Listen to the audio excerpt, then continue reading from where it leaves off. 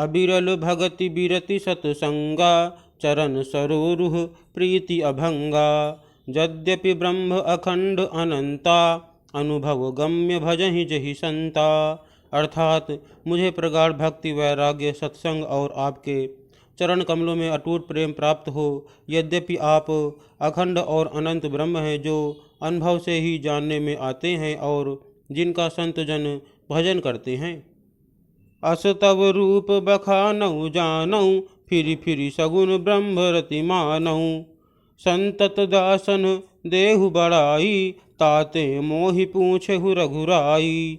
अर्थात यद्यपि मैं आपके ऐसे रूप को जानता हूँ और उसका वर्णन भी करता हूँ, तो भी लौट लौट कर मैं सगुण ब्रह्म में आपके इस सुंदर स्वरूप में ही प्रेम मानता हूँ। आप सेवकों को सदा ही बड़ाई दिया करते हैं, इसी से हे रघुनाथ जी आपने मुझसे पूछा है प्रभु परम मनोहर ठाऊं, पावन पंच बटीत ही नाऊं। दंडक बन पुनीत प्रभु करहु, उग्र साप मुनि बर कर हरहु।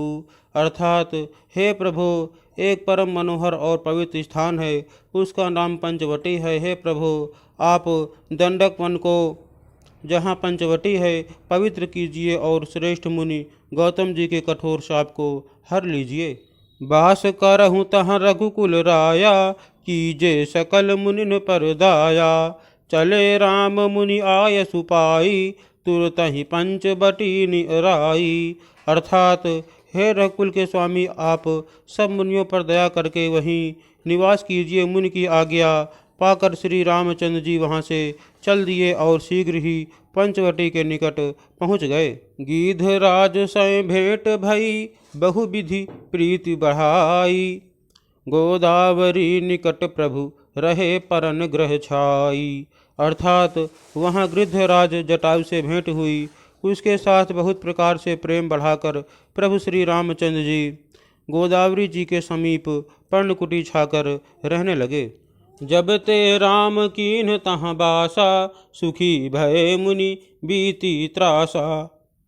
गिरिबन नदी ताल छवि छाए, दिन दिन प्रति अति हो ही सुहाए। अर्थात जब से श्री राम जी ने वहाँ निवास किया, तब से मुनि सुखी हो गए, उनका डर जाता रहा। पर्वत, वन, नदी और तालाब शोभा से छा गए, वे दिनों दिन अधिक सुहावने मालूम होने लगे।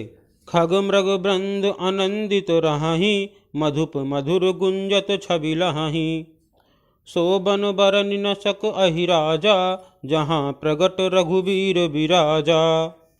अर्थात पक्षी और पशुओं के समूह आनंदित रहते हैं और भंवरे मधुर गुंजार करते हुए शोभा पा रहे हैं। जहाँ प्रत्यक्ष श्री राम जी विराजमान हैं, उस वन का वर्णन सर्पराज शिव जी भी नहीं कर सकते।